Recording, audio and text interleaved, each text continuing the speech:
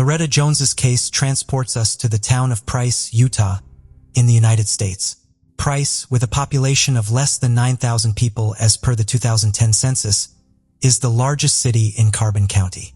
It provides a suburban ambience for its residents, who predominantly reside in their own homes. Renowned for its captivating rock formations, expansive deserts, and breathtaking canyons, Price offers a picturesque setting for recreational pursuits. According to statistics, the likelihood of falling victim to a crime in Price is approximately 1 in 156. It is within this tranquil town that our story unfolds. Loretta Jones resided in Price alongside her 4-year-old daughter, Heidi Jones. Despite being young and unmarried, Loretta strived to make ends meet for herself and her daughter. She wholeheartedly dedicated herself to Heidi, who fondly reminisces about the cherished moments they shared together. Loretta was responsible for creating the majority of the clothing that Heidi wore during her childhood, as well as the clothes for her dolls. Together, they led a joyful and content life. However, their happiness was abruptly cut short. On that warm summer night of July 30th, 1970, Heidi bid her mother goodnight, unaware that it might be the last time she would see her alive. The following morning, July 31st, 1970, Heidi woke up to a devastating sight in the living room of their home. Her mother, Loretta, lay lifeless on the floor. Being too young to fully comprehend the situation, Heidi left the house and encountered her neighbors Sue and Hovart, who was engaged in worm-digging activities near her apartment. Upon seeing Heidi, Hovart gestured for her to come closer and witness her task. However, Heidi responded with a heartbreaking statement. "I can't. I think my mommy is dead." These words prompted Hovart to immediately abandon her activity and accompany Heidi back to Loretta's home to assess the situation. Inside, Hovart discovered Loretta lying face down, partially unclothed, with blood covering her back and hair. Hovart promptly contacted the police, and the police chief Art Poloni promptly arrived at the scene. The police, arriving at approximately 11:40 a.m. on July 31st, 1990, confirmed Loretta's demise. The living room was saturated with blood, and Loretta had sustained 17 stab wounds. Interestingly, there were no signs of forced entry indicating that the perpetrator was likely known to Loretta. Furthermore, Loretta did not exhibit any defensive wounds, suggesting that she had not attempted to protect herself during the attack. The medical examiner determined that Loretta had been killed with a small narrow knife and had traces of bodily fluid on her. Unfortunately, DNA testing was still in its infant stages at that time. As there were no CCTV cameras to capture the events, the investigators turned to the young girl present in the house during the incident, hoping to gather some information. Heidi informed the investigators that after her mother had put her to bed, Loretta had returned to caution her against leaving her room. Heidi, in her statement to the investigators, mentioned that she had never heard her mother scream or struggle on the night of the murder. However, she did bring up something that raised concerns among the investigators. Heidi explicitly stated, "Tom did it, Tom killed my mom." Heidi's grandmother diligently recorded every word Heidi uttered during that time, and there was an entry in her notepad on the morning the body was discovered. Heidi confided in her grandmother, accusing Tom of being responsible for her mother's death. Eventually, they stumbled upon Loretta's diary, which contained a name similar to the one Heidi had mentioned, Thomas Egley. According to the diary, Thomas and Loretta had been in a relationship for 2 months prior to her demise, and that was the extent of the information they could gather about him. The investigators found themselves with very little to work with in this case, apart from the name mentioned by a 4-year-old Heidi, who was asleep at the time of the murder. However, the police soon received another lead to pursue. At around 9:30 p.m., Kolo Fennell, a 10-year-old girl residing 3 blocks away from Loretta's house, was outside riding her bike with her brother. As darkness began to fall, Kolo's brother went inside the house, leaving his bike behind, while Kolo remained outside alone. As she approached the front door, a man suddenly attacked her from behind, covering her mouth with his hand. Fortunately, Kolo managed to free herself from the kidnapper's grasp and let out a piercing scream. Startled, the man fled the scene. Kolo caught a glimpse of her assailant and the direction he fled towards. She informed the police that he ran in the direction of Loretta's house. Later, at the police station, Thomas Egley's photograph was included in a lineup, as he was already a suspect in a murder case that occurred on the same night. Kulo identified Thomas as the person who attempted to abduct her, leading to his apprehension for questioning. The investigators believed that Kulo's case and Loretta's murder were connected. On August 1, 1970, they interrogated Thomas regarding both incidents separately, to which he vehemently denied any involvement.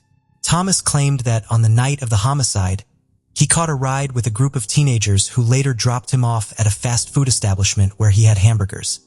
Subsequently, he stated that he proceeded to a bar named Highway Rendezvous on Springland Road at approximately 11:30 p.m., and after that he returned to his residence.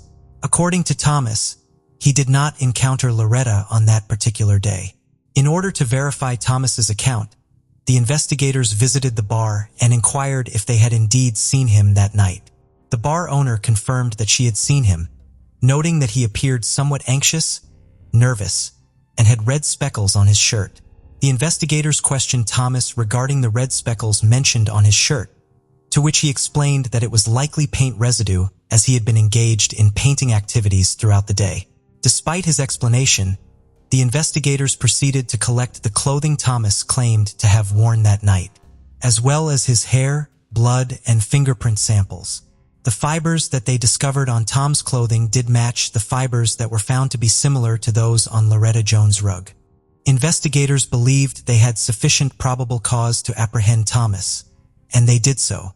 Thomas was taken into custody while residing in a motel in Helper, Utah, alongside his girlfriend, who was 8 months pregnant.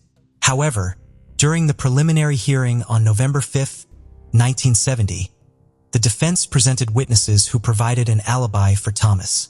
The prosecutor argued that the fiber evidence resembled the rug in Loretta's home, but this alone was insufficient, considering Thomas had previously visited Loretta's residence. Nevertheless, due to Kulo Fennell's identification of Thomas as the individual who attempted to abduct her, he faced charges of attempted kidnapping and spent 90 days in jail. Following his release, Thomas reintegrated into society and relocated to Rockford, Colorado in 1971. Despite this, Loretta's case remained unresolved. Over the years, grappled with the trauma of her mother's death, confiding in her grandmother, who had taken her in immediately after the incident. Heidi consistently expressed her belief that Tom was responsible for her mother's murder, and her grandmother diligently documented every detail in a journal. Heidi also disclosed that Tom had frequently subjected Loretta to physical abuse. Eventually, the adults in the household attempted to suppress Heidi's recollections and discourage her from discussing the matter further. Although Heidi ceased discussing it openly, she never forgot what transpired in 1970. As Heidi matured, she realized the extent of the attack her mother endured and felt compelled to seek justice by bringing Tom to the sheriff's office for questioning. Decades passed and Heidi moved forward with her life, but her mother's case remained etched in her memory. While Heidi cherished her mother's memory, she did not actively advocate for the reopening of the case. However, one fateful day, Heidi found herself captivated by a television show called Unsolved Mysteries. This show sparked a fire within her, igniting a determination to seek justice for her mother. Undeterred by previous disappointments, she embarked on a massive letter-writing campaign, reaching out to the Federal Bureau of Investigation, Price City Police Department, and Carbon County Sheriff. Unfortunately, her efforts were met with silence, but this did not deter her spirit. Heidi persisted, pouring her heart and soul into each letter she wrote. Then, in 2009, a glimmer of hope emerged when Heidi made a post on her social media platform. To her surprise, one of her former high school friends, David Brewer, responded. As they reconnected after years of separation, discovered that David was now working with the Carbon County Sheriff. This revelation presented a golden opportunity for Heidi to reopen her mother's cold case. Determined to seize this chance, Heidi intentionally crossed paths with David at a local arts festival. Their encounter allowed her to engage in a heartfelt conversation about her mother's tragic fate. Moved by Heidi's emotional account, David was astounded that he had never heard of her story during their high school years. Heidi recounted the haunting memory of her mother's final moments, describing how her mother kissed her goodnight before warning her to stay hidden in her room. It was as if her mother had foreseen the impending danger. Heidi also shared her belief that Tom, a figure from her hazy recollections, was responsible for her mother's demise. She vaguely remembered witnessing a distressing scene involving Tom and her mother, possibly involving coercion or violence. But she never heard her mother scream. Deeply affected by Heidi's narrative, David made a heartfelt decision to assist her in seeking justice for her mother. As a result, Loretta's case was finally reopened. However, David faced numerous challenges in his pursuit of the truth. The crime files had mysteriously vanished, leaving him with only past media coverage and Heidi's fragmented memories. Undeterred, David embarked on a mission to locate Thomas, who was now residing in Rockford, Colorado, for further questioning. When Thomas was questioned about the events of July 30th, 1970, he was able to recall what he ate and did throughout the day. However, he claimed to have no recollection of Loretta or her name. This raised suspicions for David, who began to believe that Thomas might be the killer. Unfortunately, without any concrete evidence, David had no choice but to leave without arresting Thomas. In his pursuit of the truth, David also sought out Marcia Hidalgo, a former girlfriend to Thomas. Marcia informed David that Thomas arrived home late on the night of the murder and immediately took a bath with his clothes on. The following day, Thomas went to the laundromat and returned home missing several clothing items. Marcia questioned Thomas about his whereabouts, and he claimed to have delivered hamburgers to a woman and her daughter. Although David couldn't fully make sense of this information, it further strengthened his belief that Thomas was responsible for Loretta's murder. Exhausting all other options, David contemplated exhumation as a last resort. However, he was unsure of how Heidi, Loretta's daughter, would react to such a request. Surprisingly, when David shared his thoughts with Heidi, she expressed her willingness to even dig the grave herself if it meant obtaining justice for her mother. With Heidi's support, they proceeded with the exhumation, which proved to be emotionally challenging for her. Unfortunately, due to water damage, the body was unable to provide the evidence they needed. Nevertheless, they decided to exaggerate the outcome to the public, claiming to have found new evidence that had led them closer to solving the case. This news spread far and wide, catching the attention of a woman named Linda, who contacted David after seeing the exhumation on TV. Linda shared her recollections with the investigators, providing them with potentially valuable information. Linda informed David Brewer that Loretta had inscribed the killer's name using her blood. David, taken aback, inquired about how she obtained this information given that the police had restricted access to the crime scene. Linda clarified that she resided at Heidi's grandmother's residence during high school, which coincided with the time of the murder. Following the incident, Heidi's grandfather requested Linda and one of Heidi's aunts to visit Loretta's house to pack Heidi's belongings. Linda mentioned that this allowed them entry, and upon arrival, she witnessed a capital T and an O with her own eyes. This discovery was a significant breakthrough, but they required a photo of the crime scene to substantiate it. David met with Heidi, shared the new details, and expressed his frustration over the absence of crime scene photos. Heidi suddenly recalled a photo possibly stored in a box of belongings her grandmother had preserved over the years. They proceeded to search the grandmother's house for the box, subsequently looked for the photo inside. The box contained everything related to the case, including her grandmother's journal documenting Heidi's statements. However, the most unsettling find was a photo of Heidi beside her mother's body outline, which proved to be crucial. The image depicted Heidi and her mother's blood with the letters T and O. David Brewer began connecting the dots. Upon reading the journal, he learned about Tom's mistreatment of Heidi's mother and Heidi's accusations against him. The key revelation was Loretta's attempt to identify her killer by writing with her blood, managing only to inscribe an O before succumbing. However, even with the photograph, the detectives required additional evidence to apprehend Thomas Egley, who is now suspected to be Tom in this particular case. The investigation came to a standstill once again, until an individual decided to provide invaluable assistance to the investigators. Lisa Carter, a woman who resided near Thomas, contacted the police department to inform them that she was his neighbor. She revealed that Thomas had approached her after she had watched the exhumation video, requesting her to look after his dogs as he anticipated the police might come for him soon.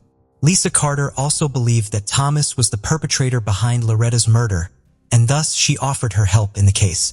She requested permission from the police to wear a recording device in order to obtain Thomas's confession. The police agreed and arrangements were made accordingly. Lisa approached Thomas and fabricated a story, informing him that her husband had been training to become a detective in Utah. She informed Thomas that he had become a topic of discussion as he was already known as Loretta Jones's murderer. All of these statements affected Thomas ugly, but he did not confess as he still harbored doubts about Lisa's trustworthiness. However, after 2 days of attempting to gain Thomas's trust, on July 26, 2016, he began to open up to Lisa about the events that occurred on the night of July 30, 1970. Thomas admitted that he had knocked on Loretta's door and she had allowed him to enter. He claimed that he had intended to engage in an intimate encounter with her, but Loretta rejected his advances, causing him to feel worthless. According to Thomas, Loretta left him in the living room to retrieve something from the kitchen, and upon her return, he grabbed a small knife and stabbed her. After stabbing Loretta, Thomas proceeded to engage in a consensual intimate act with her, despite Lisa's confusion regarding the consent given Loretta's initial refusal.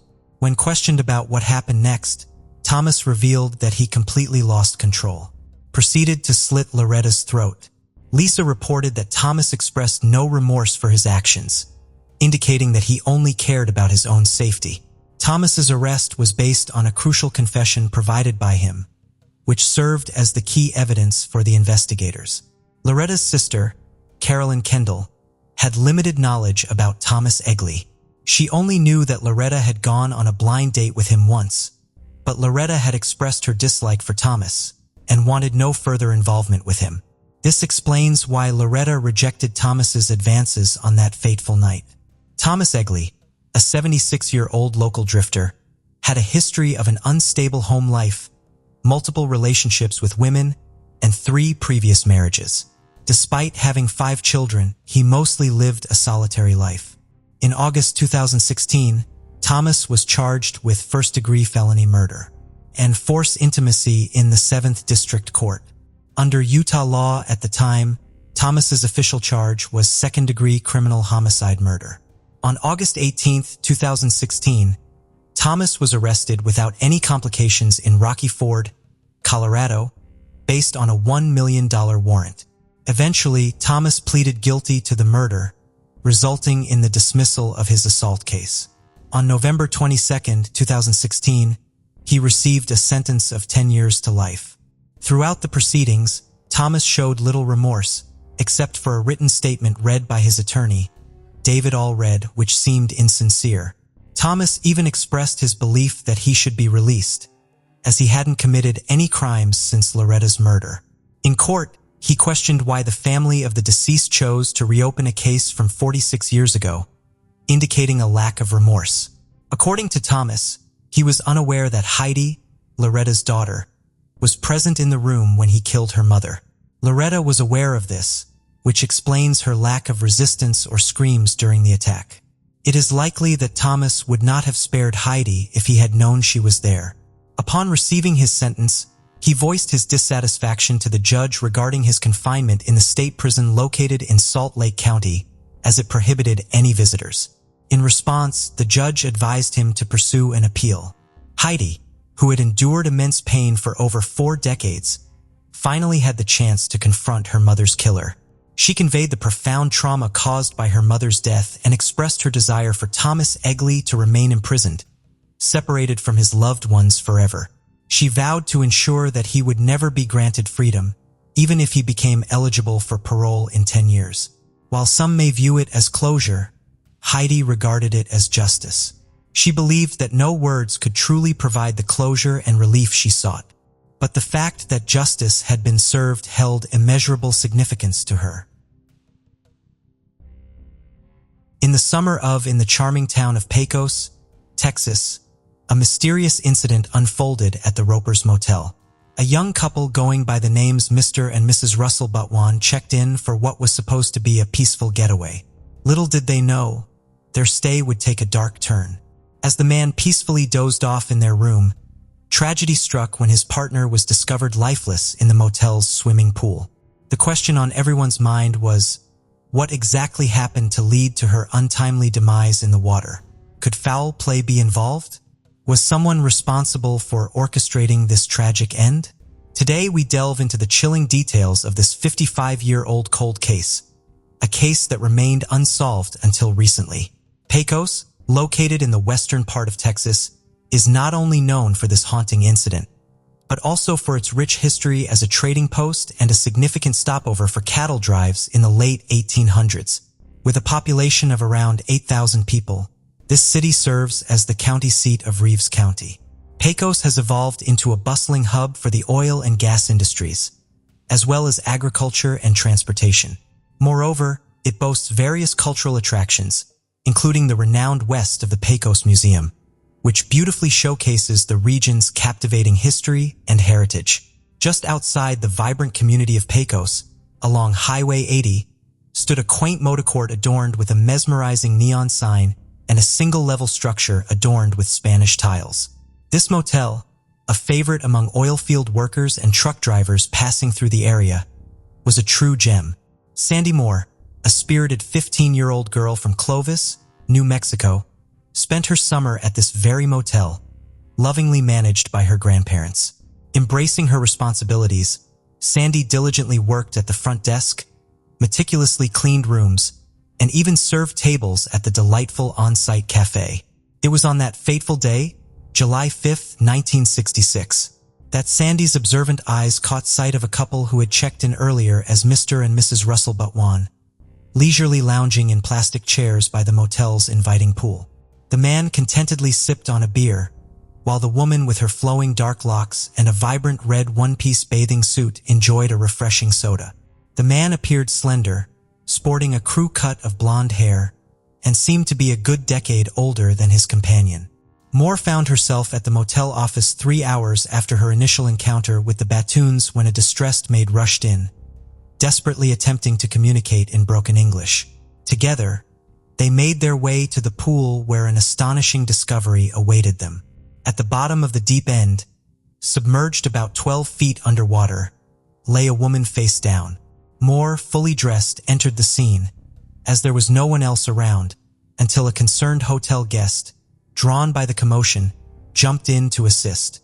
Despite 2 failed attempts, they managed to bring the woman to the surface. It was Mrs. Butwan. As an ambulance was called, Moore began performing CPR. Meanwhile, another hotel staff member entered the Butwan's room and found Russell seemingly asleep. His wife was already on her way to the nearby Reeves County Memorial Hospital. When Russell finally arrived at the pool, he explained to Moore that he needed his registration card to identify himself before heading to the hospital. This raised suspicion, especially when he swiftly departed in a dark car after receiving it. Sadly, Mrs. Batung was pronounced dead upon arrival at the hospital. Shockingly, Russell never showed up, callously neglecting to mourn her passing and leaving her to depart from this world without the solace of his presence. Since the police were unaware of the victim's identity, they assigned her the name Pecos Jane Doe, referencing the Texas city where the crime took place. This was done in the hopes of generating leads and identifying the victim through public outreach and media attention. Although Pecos Jane Doe's family never came forward, some devastated parents, struck by the resemblance between their own daughter and the drowned girl, established the Drowned Girl Trust Fund to assist with her funeral expenses. The tragedy had a profound impact on the residents of Pecos, who united in various ways to show their support. The funeral director displayed immense generosity by donating a stunning wooden casket, while a local clothing store provided a beautiful blue polka dot dress for the deceased. The community members joined forces to purchase a simple headstone for her grave, which bore the inscription, "Unknown Girl Drowned." As nobody knew her religious affiliation, her funeral service was conducted by both a Catholic priest and a Protestant minister with approximately 50 locals in attendance. Pallbearers included 3 sheriff's deputies and 3 police officers. The minister assured the mourners that although they didn't personally know the girl, she was undoubtedly known to God. He expressed hope that if there was someone who cared for her, they would find solace in knowing that she was now surrounded by love and care. The unidentified woman was laid to rest in Fairview Cemetery, owned by the city and conveniently located across the street from Pecos High School. Sandy Moore, who had encountered the woman's supposed companion at the Ropers Motel, was deeply moved by the tragedy. Every time she returned to town, she made it a point to lay flowers at the grave. Over the years, Sandy often reflected on the incident and shared her emotions during a phone conversation from her home near Lubbock. The uncertainty surrounding the woman's origins and whether anyone was searching for her weighed heavily on her mind. Sheriff A.B. Nail of Reeves County wasted no time in mobilizing his team to search for the man. However, the investigation faced initial challenges due to limited information. Without the registration card, the police were unaware of the make or license plate number of the man's car. All that remained in the Batwan's motel room were a blouse, bra, and a pair of shorts. The sheriff's office attempted to locate Russell Batwan, but the only individual by that name they found was an active-duty Marine stationed in North Carolina. The couple's use of false identities added an extra layer of mystery to the already perplexing case. Due to the lack of a medical examiner in Reeves County, a skilled pathologist from Odessa was brought in to conduct the autopsy. During the examination, the pathologist discovered a red abrasion above the woman's left cheekbone, the size of a quarter. It remained unclear whether the injury occurred before her death or while her body was being retrieved from the pool. Despite the absence of concrete evidence of foul play, the woman's death was ruled as accidental drowning. Consequently, Sheriff Nail opted not to launch a homicide investigation. In a subsequent interview with a journalist, Sheriff Nail disclosed that the only known wrongdoing of the man was skipping out on his motel bill. Following the autopsy, the woman's body was transferred to the Pecos funeral home, where it was embalmed and placed in a back parlor in the hopes of someone coming forward to identify her. The mysterious drowning captured national attention, prompting concerned families from various states to reach out to the funeral home. Some even traveled to Pecos in search of their missing loved ones. A couple from Odessa believed they had found their child, but dental records proved otherwise. In 1966, the only clue to the woman's identity was a message inadvertently left behind. Upon her arrival at the hospital, handwriting was discovered on the sole of her right foot, reading Joe and Lean. Unfortunately, the police were unable to make any progress with this message, and the case eventually went cold. The absence of a national database for missing and unidentified persons led to delays in investigations. In response, cold case investigator Todd Matthews established the Volunteer Rundo Network in 1999. They established a database for missing individuals and unidentified bodies, receiving hundreds of leads annually and aiding in the resolution of nearly 100 cases. The National Missing and Unidentified Person System was established by the Justice Department in 2007, drawing inspiration from the DOE network. Todd Matthews, the founder of the DOE network, was appointed as the Director of Communications and Outreach for the National Missing and Unidentified Persons. According to Matthews, he has always felt a connection to unidentified victims, as they often receive less attention from law enforcement the longer they remain nameless. Frequently, there is no one advocating for them and officers have limited information to work with. Matthews explained that identifying an unknown victim is not a desirable task, especially when there is no family seeking answers. He noted that with an unidentified body, there is no one to speak up as they are already laid to rest. Matthews became intrigued by the Pecos Jane Doe case and believed it was time to revisit and delve deeper into it. In 2019, he assembled a team of 4 detectives and initiated the investigation. In August 2019, before sunrise, the team of 4 investigators, Mark Ingram, Lisa Tarango, Felix Salcedo, and Pablo Carrasco, whom Matthews had appointed, journeyed to Fairview Cemetery and gathered around Pecos Jane's grave. They observed as a backhoe operator excavated a rectangular hole in the ground, approximately 6 feet deep. The backhoe struck a wooden coffin, prompting Ingram to descend into the grave for examination. Despite the coffin's significant deterioration after being buried for over 5 decades, the skeletal remains remained intact. The bones had been stained a reddish-tan hue by the soil, and fragments of pantyhose and a blue polka-dot dress were intermingled with them. Ingram meticulously cleared away the soil from the bones using a trowel and brush, methodically placing them on a pristine white sheet at the grave's edge. Once the entire skeleton had been unearthed, it underwent meticulous arrangement to restore its correct anatomical structure. Carefully arranged skeleton was then carefully wrapped in paper, placed inside a blue body bag, sealed within a sturdy box, and dispatched for DNA testing. Following the comprehensive examination of the remains of Pecos Jane Doe in 2019, they were sent to a forensic examiner who operated a laboratory in Denton. It was determined that the skeleton belonged to a young Caucasian woman, aged between 15 and 18 years old. In an earnest attempt to identify her, a fragment of bone was extracted and sent to Fort Worth, where DNA was extracted and uploaded to the Federal Bureau of Investigation's national database. Unfortunately, no matches were found within the database, which was not surprising considering it was established many years after the woman's demise. Nearly a year had elapsed since the rekindling of the mystery surrounding Jane Doe in Pecos, Texas, when a small package arrived at the doorstep of Othram, a private forensic laboratory situated in the Woodlands area of Houston. Within the package lay a molar that had been extracted from the unidentified woman's jaw. Othram, founded in 2018 by David Middleman, a scientist and entrepreneur with an unwavering passion for genomics, proved to be the ideal laboratory to examine the molar. Middleman's fascination with genomics had blossomed during his time as an undergraduate research assistant during the final stages of the groundbreaking Human Genome Project, a 13-year, $3 billion endeavor that revolutionized modern genetic testing. With the arrival of the package, Middleman and his team eagerly embarked on their work, hoping to unravel the enigma surrounding Pecos Jane's true identity. Regrettably, Pecos Jane's DNA did not match any entries in the database, which was to be expected as the database had been established in the 1990s, long after her demise. The investigation seemed to have reached yet another impasse, leaving the team pondering whether they would ever be able to unveil the true identity of Pecos Jane Doe. Unexpectedly, Othram received a surprise call from a private forensic lab, Innovative Forensic Investigations, located in the quiet town of Emporia, Virginia, near the North Carolina border.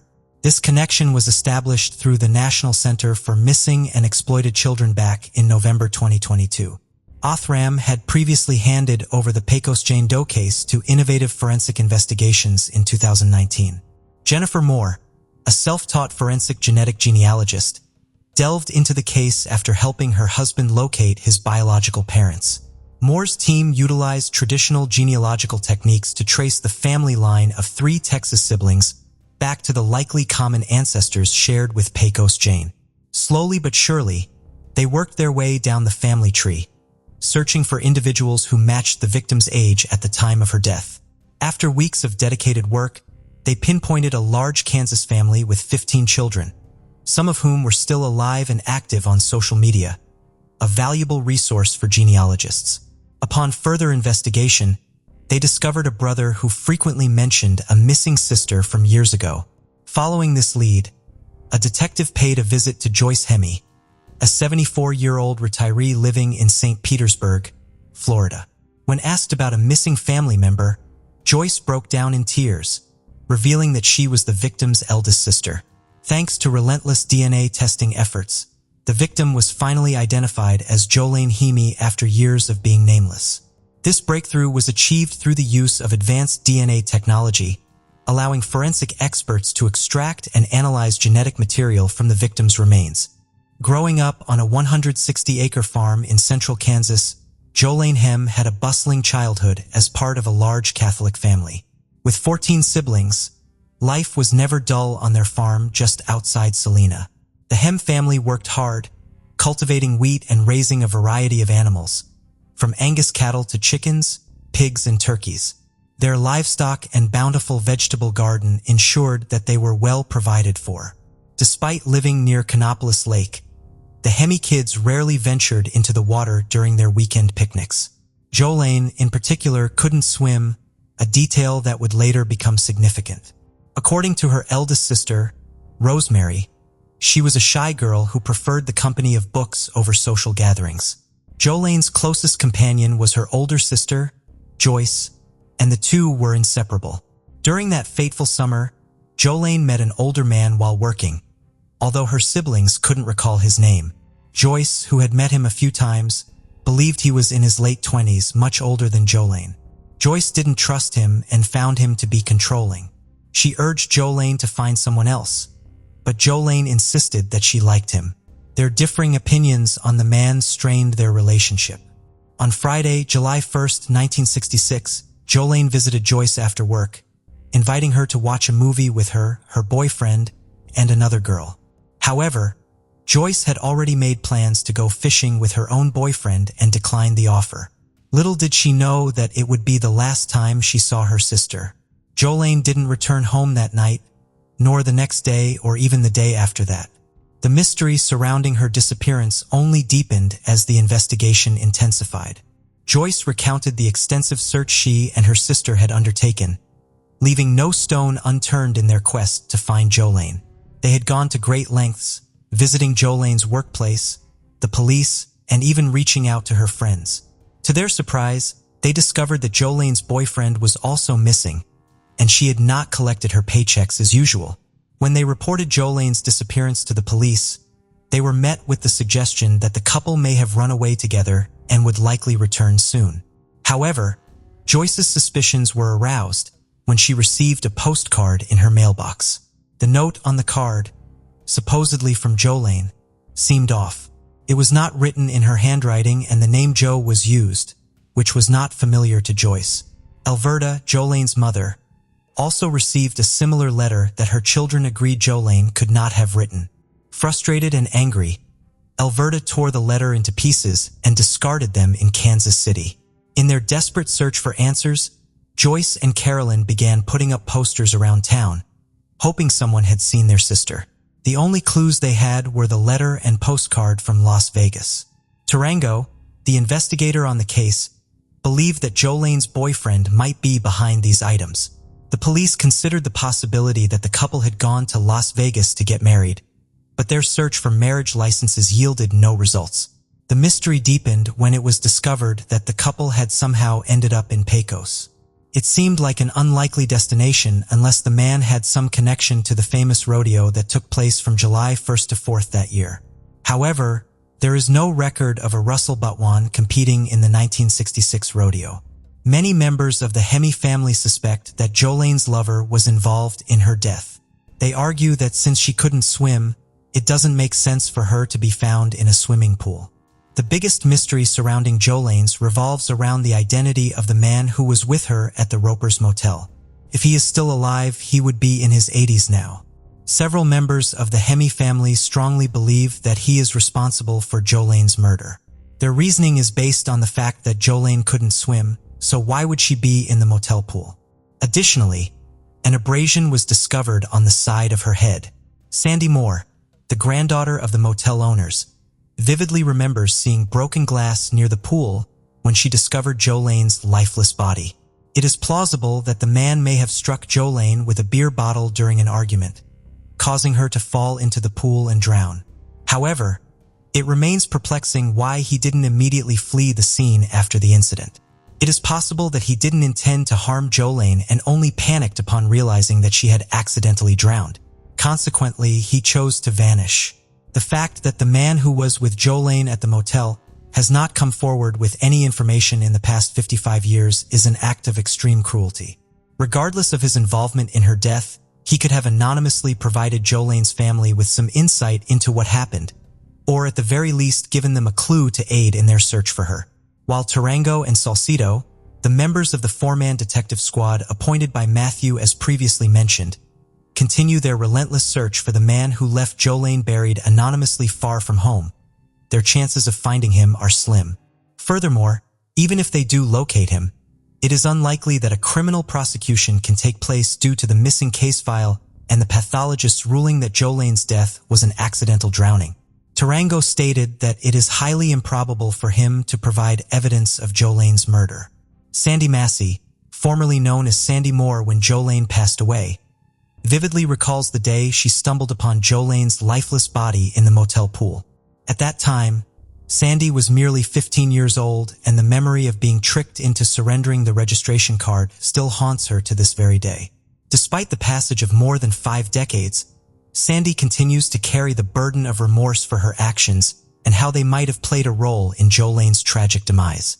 During a recent phone conversation with some of Jolene's siblings, Sandy received gratitude for her valiant attempt to save their sister and was warmly invited to visit them in Kansas. The initial indication that Stephanie Isakon had been killed was the discovery of her school books.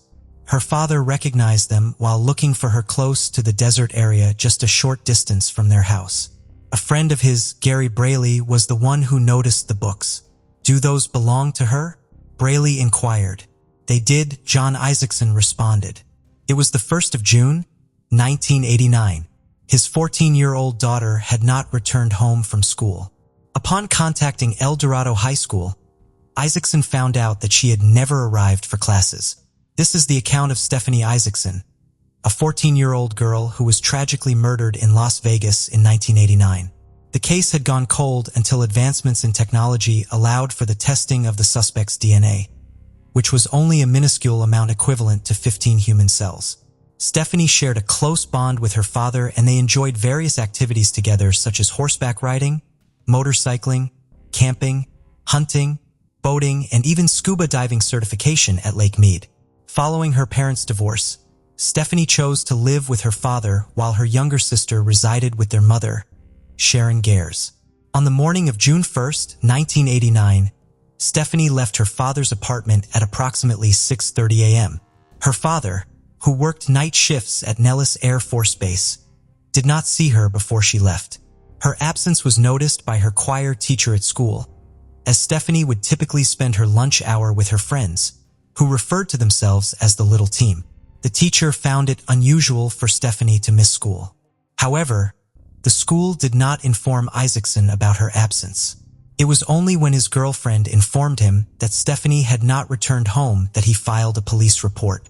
Isaacson and his friends then went to the stables at Nellis, where they kept their horses and searched the nearby desert area that Stephanie sometimes used as a shortcut to school. They discovered Stephanie's belongings, prompting Isaacson to contact the police once again. A thorough search involving helicopters and ground teams was conducted. Eventually, a police dog found Stephanie's body under a discarded orange carpet approximately 25 yards away. Her brown hair was disheveled and her clothes were in disarray. Stephanie appeared to be around 5 feet 6 inches tall, and her body had been mutilated. No other evidence, including her shoes, was found at the scene. Following Stephanie's tragic death, her choir friends remained composed, but struggled to cope with the loss. The question lingered: who was responsible for Stephanie's tragic fate? Speculations arose, wondering if the culprit was someone connected to her school. A close friend reminisced about Stephanie, expressing the sorrow of what she could have become. The investigation commenced, aiming to uncover the truth. Authorities diligently sought answers, exploring the possibility of Stephanie encountering an individual with ill intentions on her way to school. Did this person meticulously plan their actions or seize an opportunity? These were the inquiries that demanded resolution. A detective suggested that the killer may have ambushed Stephanie, leaving behind a trail of her belongings. The officers traced the path, envisioning her being dragged into the foliage where her lifeless body was discovered. Initially, leads were scarce, with conflicting reports from neighbors about a suspicious vehicle in the vicinity. Some mentioned the presence of vagrants in the undeveloped area near Stewart. Over the years, investigators pursued potential suspects in various states, exhausting all available leads. Despite their efforts, Stephanie's murderer remained elusive.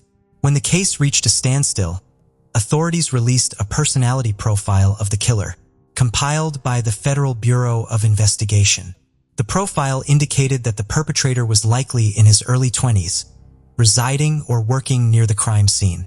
It suggested a possible change in behavior following the crime, portraying the individual as a loner with limited social skills and intelligence. Shortly before the murder occurred, he may have encountered a disagreement with a woman in his life. However, the detectives did not immediately benefit from creating a profile of the killer's personality. They were still unable to make an arrest or identify a main suspect. The case remained unsolved for the next 32 years. In 2021, the Las Vegas Metropolitan Police Department collaborated with Othram to reevaluate DNA evidence from the crime scene, hoping that advanced DNA testing could provide new leads in the investigation. The case gained momentum when local entrepreneur and philanthropist Justin Wu donated $5,000 to Othram Lab in Texas. With a desire to assist the community, Justin Wu requested the lab to specifically analyze a cold case from the Metropolitan Police Department. The department then began discussing which case to choose for the examination. Cold case investigator Dan Long mentioned that his partner Terry Miller was the one who revisited Stephanie's file. Over the course of 3 years, Miller established a connection with Stephanie's family and provided them with updates every 6 months. Stephanie's age and the brutality of the crime stood out to those who investigated the case. Efforts to match the DNA found on Stephanie's shirt proved unsuccessful. Nevertheless, Miller persisted in urging the lab to continue their work. In January, the police sent the lab the remaining 0.12 of a nanogram of DNA, which is equivalent to 15 human cells. Put it into perspective, a typical consumer genetic test for ancestral tracking requires at least 750 nanograms of DNA. The officers were reaching a critical point, and this was their final opportunity. On July 21st, the department announced a successful match, setting a world record for solving a case with the smallest amount of DNA. Using this small but usable sample, Othram Lab was able to construct the genetic profile of the suspect. Genealogists then traced the branches of the suspect's family tree. Investigators delved into the information and narrowed down the list to 2 potential suspects. Eventually, they focused on a prime suspect, Darren Roy Marchand, who was charged with the strangling of a 25-year-old woman in 1986. Marchand's inclusion on their list was solely due to the advancements in this new technology, which has proven to be highly effective in solving cold cases. In March 1986, when Marchand was just 20 years old, he was charged with the murder of Nanette Vanderberg, who was found unclothed in her East Tropicana Avenue apartment bathtub. The police discovered Marchand's fingerprints near the body. However, after 2 days of testimony, the case was dismissed later that year, when the judge deemed the fingerprint evidence insufficient to proceed. Subsequently, the police compared the DNA from Vanderberg's case with that found in Isaacson's case, and it was a match. Unfortunately, there will never be an arrest as Marchand died by suicide in 1995 at the age of 29. When the DNA collected at the time of his suicide was tested, it matched the semen found on Stephanie's shirt. This revelation brought a mix of emotions for Stephanie's family, who had almost lost hope of ever finding resolution in the case. Stephanie's father expressed his frustration during a phone interview stating, "That son of a bitch got me twice. Once when he took my daughter's life and the other one when I didn't get the opportunity to look him in the eye." While Stephanie's mother acknowledged that it wasn't true justice, she hoped that the family would find some closure in finally discovering the perpetrator. Presently, investigators are delving into the reasons behind Marchand's suicide and whether he had other victims. Detectives speculate that his suicide may have been a result of his actions, but at this point even the officers themselves are uncertain. 19-year-old Mia Marcano was born in Pembroke Pines, Florida to parents Marlon and Emma, and she had a little brother, Marlon Jr., who she called Munchie. Her mother and father had separated when she was young, but they all remained close, and Mia and Marlon Jr. got on really well with their stepmom Giselle too. Mia was described as ambitious and adventurous, a loyal and protective person, especially when it came to her brother. Her family said she had a great energy that people just gravitated towards. When it came time to finalizing her plans after high school, staying in Florida was a must. She loved her life there and decided on the University of Central Florida, before moving and settling into Valencia College to pursue an associate degree in arts. She later wanted to train in either sports medicine or physiotherapy. The creative arts was always a big love for her, fashion and design as well, and she was a frequent fixture in the local carnivals. Again, the Sunshine State was a great place for all things festivals, fairs, food and fun. The perfect home for Mia. While studying, she was staying at the Ardenvillers apartment complex with the vast majority of people living there being fellow students, and when she managed to get a job at the complex too, helping to lease these apartments, it was a win-win. Something she didn't have to travel for and was easy to do around her studies.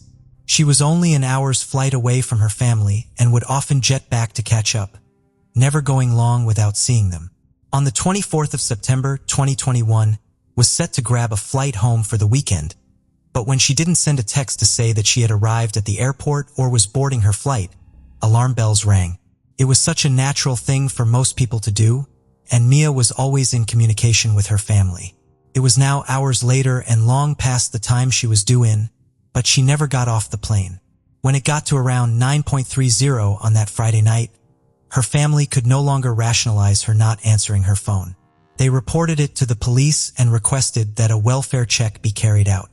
Deputy Samir Paulino went over to Ardenvillers, arriving at 10:02 p.m., but no one was there. He noted that nothing on the outside looked out of the ordinary and nothing stood out to him as being wrong. He waited for her roommate and eventually got in. They knocked on Mia's bedroom, but there was still no answer, and when they tried to force the door, it was obvious it was locked from the inside. The deputy then checked through her window and saw a small bookcase against her door. He finally managed to open the window and get in. Her room painted a troubling picture. Everything was a mess, and red stains covered the pillows. Her bedding was everywhere, and her luggage, ready to go with her to the airport, was sat by her desk. Her father Marlon had put his own locks on her windows for extra safety, but these had been broken off. Some of her jewelry was also broken, with no indication at all as to where she was. There was a lot to go over. Despite how concerning the inside of the apartment looked, Deputy Paulino discussed the case with his supervisor, Corporal Dale, but neither of them notified the Criminal Investigations Division. Paulino also left the scene to respond to other calls without informing anyone about the evidence of a potential crime he found inside the apartment. Her roommate was upset and concerned and was quick to give the police a name. Mia had recently been getting some unwanted attention from a maintenance worker in the complex. He had become more and more persistent, and as a result things were very uncomfortable for Mia. This man was 27-year-old Armando Caballero, and he had been working at the apartment complex since June of that year. More people backed what her roommate was saying and said they had seen this happening too. By the sounds of it, Armando was obsessed with the 19-year-old and was constantly finding ways to talk to her and ask her out. She had rejected him so many times and was now bordering on being a bit scared about it all. He even sent her $700 via Cash App for, quote, being pretty. She sent the money straight back but didn't really know what to do anymore other than try and ignore him. Other women at the complex had had their own issues with Armando, and the police were suddenly receiving a lot of the same information about him. Another woman living at the Sobel Club apartments later told investigators that he had written her a note asking her for a date back in March 2021. She wasn't sure but had agreed to go anyway, but when he asked to hang out sooner, she said she couldn't and he was not happy. After this, a weight was thrown at her window in the middle of the night. She said given the way he had been behaving, she felt sure it was him and called the police. They logged it and made some searches, but eventually the case was dropped and he was not charged. Just a couple of months later, Armando was working at Arden Villas. As Mia's family arrived at around 3 a.m. to help with the search, they pointed out several things to Deputy Paulino that they were worried weren't standing out to him. One of them was a yellow box cutter under the bed and her childhood teddy bear, which her family said she would take with her on every trip no matter how short it might be, was there too. An hour later at 4 a.m., a familiar face arrived in front of Mia's apartment with his roommate, Armando himself. It was now close to 5 a.m. Armando was off work and had no reason to be turning up there. Mia's family had heard enough about him to know exactly who he was. The fact he was there with no need to be was very unsettling for them. Why was he inserting himself into this? Detectives asked him if he knew what was going on, and he replied that he was on the phone with a coworker, Tatiana, who had allegedly informed him that Mia was missing, which was why he was there. Mia's family knew there was more to this, especially given everything that they had heard from Mia, and they wanted answers. He denied all their allegations, however. He told the officers that he hadn't seen her around the complex before she went missing. It was hours beforehand, and he didn't have anything else to offer. Detectives didn't feel they really had any reason to talk to him further, let alone arrest him. And with this, Armando left the complex. A background check showed he was a convicted felon, having been convicted in 2017 of aggravated assault with a deadly weapon. Back in 2013, he was arrested for using a destructive device resulting in property damage and discharging a weapon on school property. Polk County Sheriff's deputies were called to the campus of Warner University after a report of a bomb going off inside a dorm. The report said that Armando had admitted to using the improvised explosive as a prank on other residents in the dorm. Unfortunately, no one was injured. The security guard that worked on the complex managed to lift fingerprints from Mia's window using tape, but Deputy Paulino did not take them, saying that it wasn't a high-priority case and that he could keep the tape. The same guard had also noticed a screwdriver and cell phone case in the back seat of Armando's car, but with no warrant, they couldn't open it in search. Orange County Sheriff John Mina said, "There is not enough there in that video or happened that night to establish an arrest or that this person has to be detained." A different deputy was soon notified about Mia's case and went to the apartment at the request of her aunt. He was very troubled by what he was seeing and hearing and notified a missing persons detective immediately, and a formal investigation was quickly launched. It was now September 25th, 8:47 a.m. Investigators got a call from Mia's family saying they needed to head to Armando's apartment. Still bothered by him and convinced he knew more, they had started their own covert surveillance and had been watching him from their car. They saw him come outside with a glove, a backpack, and a pink blanket, a blanket they knew they recognized. When police got there, Armando gave Mia's family permission to come into the apartment, with the police watching on, so they could take a look around, but nothing could be touched or moved, and authorities could only watch as they didn't have a proper search warrant. At 3 p.m. hours later, Armando left his apartment, and just an hour and a half after that, police confirmed he was now indeed a suspect in the disappearance of Mia Marcano. Authorities were trying to get hold of a proper search warrant that would finally be approved just over 24 hours after Mia went missing. At 9:35 p.m. that same night, Armando sent a text message. After this, to everyone's surprise, he too would vanish. Was it possible that Mia was being held somewhere against her will and he had gone to meet her or move her? Maybe even go on the run? Police just didn't know. Hundreds of volunteers were now joining in the search and miles of area were being combed through. But there was still no trace of Mia anywhere. Analysis of Mia's unit showed that at 2:14 p.m., just 3 hours before she was last seen, a master key had buzzed into her unit. But this was not her key. This fob was linked to none other than Armando. More checks showed that he had accessed her apartment again at 4:34 p.m., then buzzed into her unit to grab her bag and dash to the airport, a trip they knew she never made. This appeared to conclude that Armando was in Mia's apartment and waiting for her when she arrived home. And at 5:52 p.m., Armando's vehicle was picked up leaving Ardenvillers. The final and eerie image of her walking into her apartment that afternoon was now deeply unsettling given what police now knew she walked into. Her mom said she would scream at the picture, willing her to not go in and wishing that something could have distracted her or made her turn around. On September 27th, police had enough to arrest Armando on suspected burglary charges. They now knew there was more to this, but they just didn't have enough yet to make that charge. But before the arrest could take place, an unexpected call would be made, one that would shock everyone and change the course of everything. 27-year-old Armando Caballero had taken his own life. This was all unraveling very quickly, and with Armando now gone, there was a worry that they would never be able to find Mia or reach any kind of conclusion. The search had to continue, mainly using Armando's phone data, and it was through this that they were able to start getting some answers. At 7:01 p.m., about 2 hours after Mia was last seen, Armando had logged a maintenance call, a call from Mia's unit, a call which was quickly determined to be totally fake, and had not been requested by Mia or her roommates. At 7:11 p.m., just 10 minutes later, Armando contacted the apartment office staff and asked to be let in at the complex gates. And then, 5 minutes later, Mia's own key fob was swiped at her unit, but no one entered. They could not say for sure that this was Armando, but they knew it definitely was not Mia. A short time then passed, and then at 7:40 p.m., Armando left the complex again in his car. More analysis of his phone showed that on the evening Mia went missing, he was near Timberscan, a place he used to live. On that day, he had stayed there for 20 minutes before leaving. There were a lot of abandoned homes and boarded-up buildings in the area, and residents said it always felt really unsafe and scary. If Armando used to live there, why did he need to go back? And for only 20 minutes? Part of his old apartment complex was now totally derelict, and there was a big wooded area surrounding it.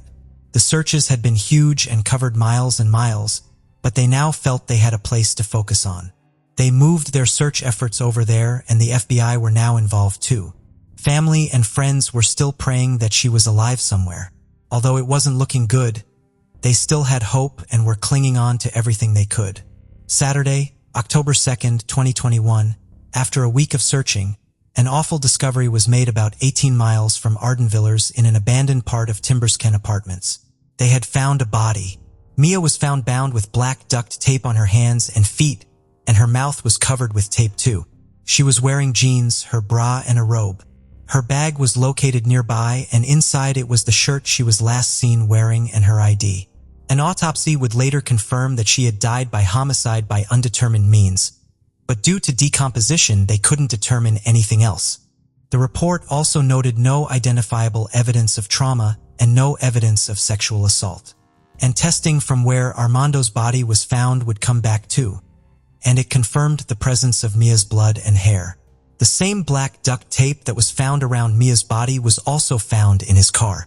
They also determined that 2 marks on his finger were consistent with bite marks, and he had more marks on his body that showed he was involved with a struggle very recently. As quick as everything had happened, it had now suddenly all come to a painful end, but no one had any answers. What happened in her apartment that day will now never ever be known, and any chance of closure has been lost forever. Other residents of her apartment complex were horrified, especially as they had been logging safety concerns for ages. What happened to Mia was everyone's worst nightmare, and they all felt let down in a lot of ways. One resident said was just creepy, and the fact that maintenance people have access to our apartments and we just got these key fobs last month. If these key fobs weren't introduced last month, no one would have went into her apartment. If you really think about it, people who are living in apartment complexes are going to sleep at night not knowing that there is someone who has free access to their apartment. The Marcano's lawyer added. On October 15th, Mia was laid to rest in a funeral, which over 2,000 people would turn up for, and thousands of others were tuned into the live stream of. The aftermath of this case was massive, and a lot of action was taken in various ways. 2 deputies that had worked on the investigation were found to have violated department policies. It was determined that Deputy Samir Paulino did not follow proper procedure when he went to investigate the apartment, and he failed to report certain details to his supervisor, such as the blood being found on the pillow or the jewelry being found broken. Due to these errors, Mia was logged as a voluntary missing person instead of a missing endangered person, and thus the Criminal Investigations Division was not notified by him or his supervisor. Rick Raymond, a former police officer and now private investigator, said he thinks enough red flags should have been set off when it came to Armando turning up that morning. When you have multiple individuals, saying that item belongs to a missing individual and it is in this individual's vehicle, to me, that would have told me immediately I need to look at this guy, Rick said. But Sheriff Mina was quick to respond and said, "Remember that deputy didn't have all the information that we now have a week and a half later. So yes, all that takes time. He did acknowledge that more could have and should have been done, though." In the case of Mia Marcano's disappearance, managers in the responding deputy's chain of command recognized a lack of urgency on his part and asked that his role and the role of his corporal in the first hours of that incident be investigated by a professional standards division. As a result of this incident, we are in the process of making changes to policy that will direct first responding patrol deputies to immediately notify their supervisors and the missing persons unit in any case where someone is considered a missing endangered person. The sheriff's office said that Deputy Paulino received 150-hour unpaid suspension as discipline, and his supervisor, Corporal Kenneth Dale, was also found to have violated department policies. He received a 10-hour unpaid suspension as discipline. In March 2022, The police released their final report into Mia's disappearance and death. It was over 100 pages long and listed everything that they had on Armando Caballero and why he was and still is the only suspect in her case. Mia's family launched a wrongful death lawsuit against the apartment complex and another lawsuit against the Orange County Sheriff's Office, claiming the department handled her case carelessly and failed to treat her room as a crime scene. Arden Villas released a statement in response saying, "To ensure nothing like this happens again at Arden Villas, we are taking numerous proactive steps to enhance our security protocols. We are in the process of reviewing our entire security apparatus and will make changes or upgrades as warranted." They said that Armando was vetted through a national background check services provider and no records of burglary or sexual assault were found on him. But Mia's family said that the apartment complex hadn't even acknowledged she was missing, hadn't reached out to them, and it took them several days to issue any kind of statement about not only someone that lived there, but someone that was their coworker and friend too. The family is hoping that by pursuing this lawsuit, they can get answers to the numerous questions that remain unanswered and real change, said the Marcano's attorney, Daryl Washington. He added that Mia's family believes that other people could have aided Armando in killing Mia, and he also criticized the department's handling of Mia's case. The Marcano family say they have not received any reports or records of the investigation by the sheriff's office, but Sheriff Mina said the investigation is still ongoing. Many residents started protests about Arden Villas and open letters were written to them detailing just how unsafe the complex actually felt and how many issues there had been going back to long before Mia went missing. It highlighted a lack of cameras, a lack of security, bad lighting, and awful maintenance, and places like the parking lot had not a single camera and was very poorly lit. The lawsuit launched by Mia's family against Arden Villas was eventually settled. In honor of what would have been her 20th birthday, the late teen was honored in a special way, with her family getting a key to the city of Pembroke Pines. Her birthday would also be officially named Mia Marcano Day. In June 2022, MIA's law, also known as Senate Bill 898, was signed into law. It states that property owners must conduct a background check of any potential employees. People with a violent criminal history or anyone listed as a sexual offender or sexual predator will not be eligible. And additionally, a log will need to be kept, tracking each unit's set of keys. And if maintenance does need to access a unit, they need to give the tenant a 24-hour notice period, instead of the previously required 12 hours. Her family set up the Mia Marcano Foundation and their mission is to support, educate, and provide resources to families of missing persons while advocating for the protection of students and the most vulnerable. They often help support in searches for other missing people too and offer support to families going through what they did. They also set up the MMF Safe and Secure Accreditation Program.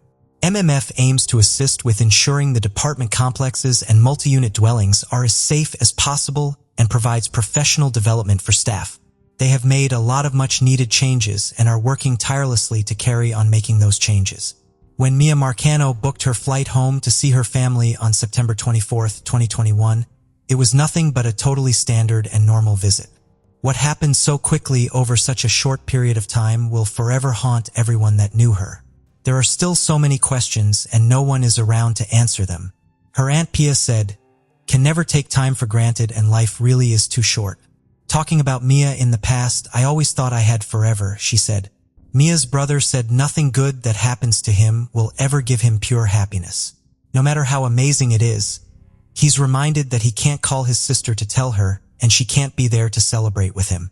Emma, Mia's mom, said, "For everyone else, life goes on, but I'm still here trying to figure this puzzle out. Will I ever finish this puzzle? I don't know. I think about her every day, every hour, every minute. She's everywhere. Her presence is everywhere. Every day I look at her pictures, but eventually that's it. There are no more pictures to be made. There are no more memories. Her pictures are going to fade, just like everything else. She'll be forever 19. Today, we're in North Oak Cliff in Dallas, Texas. In 2020, it was home to James, who went by Jamie, and Jennifer Faith, who had been together for 15 years. They had met on a blind date and spoke for hours that night. They couldn't believe how much they had in common and were together from that point on. Jennifer had been married twice before and had one daughter, Amber, from her first marriage. Her husband at the time said he didn't want kids at all, and relationship had broken down when she found out she was pregnant.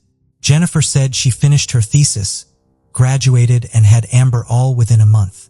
She then married again a man named Rick, but that relationship had ended fairly quickly too. And when she met Jamie many years later, everybody said they were the perfect match. Jamie was instantly completely devoted to Jennifer and Amber. They married in Las Vegas in 2012. Amber loved Jamie like a father and asked him to adopt her and make it official.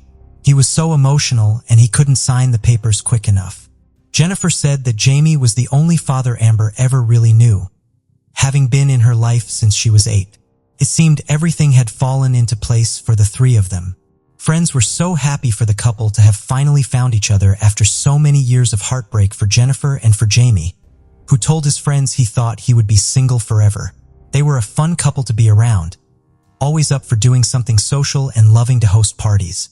Jennifer was in healthcare administration and Jamie had worked as an executive in the IT department at American Airlines for 7 years.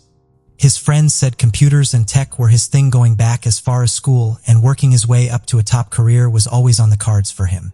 He was a big gamer and sports fan too, and Jennifer lived a comfortable life and did lots of traveling together. So when US Airways and American Airlines merged and Jamie's job called for him to move, they were happy to do so. The Faith family relocated to Dallas, moving into a nice house on a quiet street, the 1000th block of South Waverly Drive. They always got each other cute gifts and presents, whether there was an occasion or not, and loved any chance for a celebration. For Valentine's that year, Jennifer had bought Jamie a personalized book, thanking him for making her life so wonderful. On October 8, 2020, the couple celebrated the 15th year anniversary of their first date, a huge milestone. The next morning at 7:30 a.m., the pair set out on a walk together with their dog Maggie. It was light outside, quiet and peaceful. The couple's Ring doorbell picked them up as they left and headed down the street. Without warning, a masked man started approaching them from behind. He pulled out a gun and fired 9 shots in very quick succession, 7 of them hitting Jamie. 3 bullets to his head, 3 to his chest, and 1 to his groin area. Between the shots and Jennifer screaming, people quickly started coming out of their houses. The shooter then turned his attention to Jennifer, knocking her to the floor and duct taping her wrists. He then tried to pull her rings off and even made an attempt to attack Maggie. As Jamie lay on the ground, the man snatched off his wedding ring, got into a small black truck and sped away. The smell of gunpowder filled the air as people stood looking in horror, many of them on the phone to 911. Authorities got there fast, but there was nothing anyone could do. 49-year-old Jamie Faith was dead. Neighbors consoled a distraught Jennifer outside. It was such a shocking and heartbreaking scene. One minute she had been celebrating her 15-year anniversary and walking her dog. The next, her husband was shot dead right in front of her and her life and Amber's had been turned upside down. But as upset as Jennifer was, the police had no time to waste and she was swiftly asked to come in and give a statement. For something like this to happen in broad daylight was staggering, and no one could draw any conclusions as to who would want Jamie dead. But sadly, police said Jamie's murder was one of many violent crimes in Dallas that year. The city reported more than 200 homicides in 2020 alone. Even though this was the case, it seemed whoever had done this, they were brazen and took a big risk.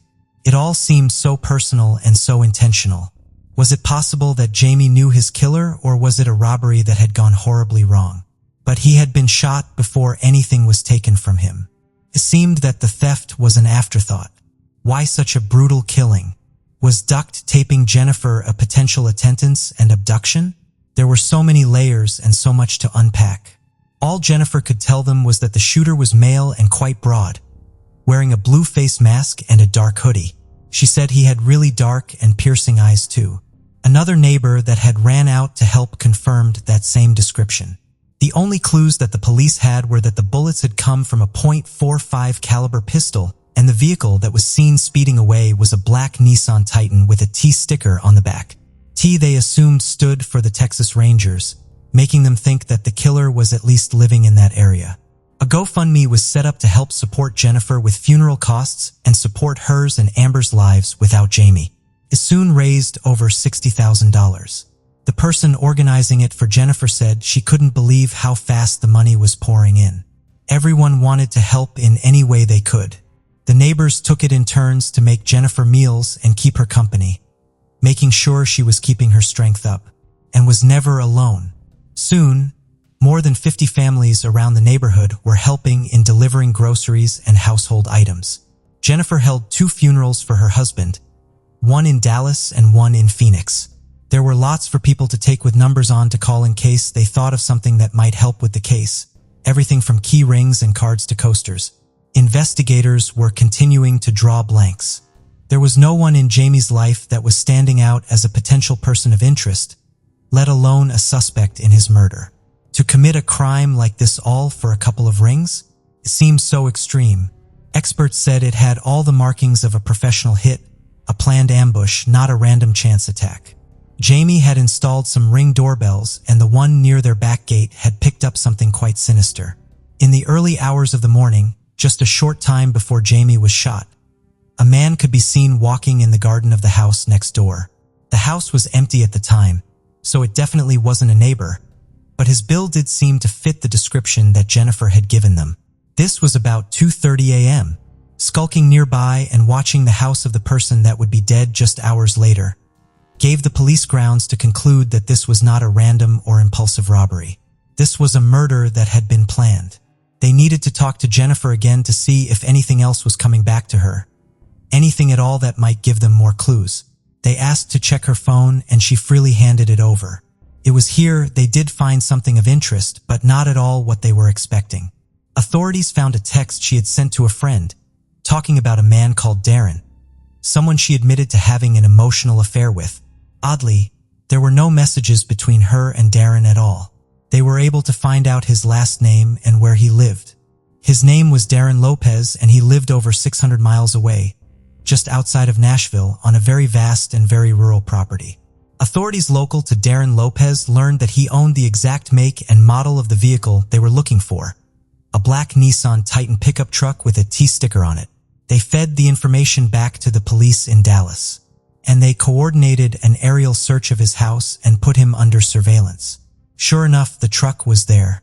They obtained his bank and phone records too, and with these, suddenly everything started to move a lot quicker.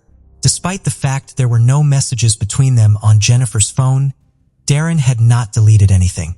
Between September 20th and October 20th, just 1 month, Darren and Jennifer had exchanged more than 14,000 calls and text messages, hundreds and hundreds each day. And strangely, the only time they had seemingly not had contact was the day of Jamie's shooting. A whole 28-hour period was totally silent. On October 8th, the same day Jennifer and Jamie were celebrating their anniversary, Darren got his car serviced before entering Jamie and Jennifer's address into Google Maps. His phone was then tracked as he made the almost 12-hour drive to Dallas, Texas. His cards showed that he had stopped at some gas stations on the way to top up the tank, buy a Red Bull, and take out cash. As images of the truck were circulated with the all-important T sticker on the back, Jennifer sent Darren a message with a link to an article about the case, which showed a photo of the T sticker on the truck. She said, "I woke up in a bit of a panic. Something is eating away at me, telling me you need to take the sticker out of the back window of the truck. I don't normally overreact like this. Really think you need to get that sticker off ASAP, like today."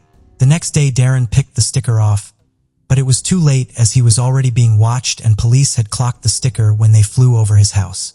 Darren and Jennifer were suddenly their prime and only suspects. Pair actually went further back than people realized. They had dated through high school and college, but broke up after Darren finished his basic training and was deployed to Korea. Jennifer moved on and married her first husband, and the pair lost contact. Darren would also marry and have 4 daughters, but in 2018 he and his wife had parted ways. Friends said after the split and leaving the army, he had become increasingly isolated. While serving, he had suffered a brain injury when a bomb at the side of the road in Iraq went off, killing 19 of his friends. When he left the army, he was dealing with post-traumatic stress disorder, and this, coupled with where he lived and his ongoing divorce, meant his feelings of loneliness were amplified. His daughters soon moved out to live with their mother, and when the pandemic hit, his friends really worried that he would retreat even further. But Darren decided to use it as a chance to reach out to old friends. In March 2020, Darren made contact with Jennifer via an email he'd found on LinkedIn 7 months before Jamie was murdered. In his first email, he said he had been following her on social media for a couple of months.